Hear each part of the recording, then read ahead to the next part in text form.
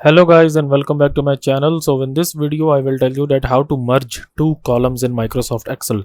So before starting the video, make sure to like this video and subscribe to our YouTube channel for more tips and tricks like this one. So here you can see that we have these two columns here, A and B, and if we want to merge them into this C column here, so what we will do here, we will enter equal here and then we will enter the value here just like A1.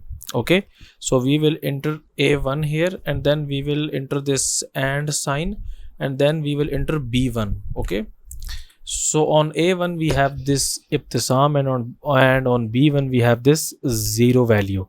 And when we actually click on this any other space in Excel, you can see that we have successfully merged these two values.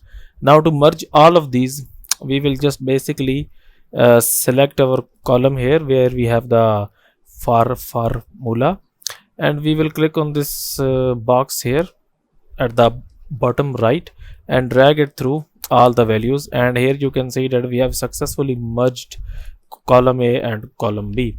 So that's it for this video guys. If you find it useful, kindly like this video and subscribe to our YouTube channel for more tips and tricks like this one, and I will meet you in the next video.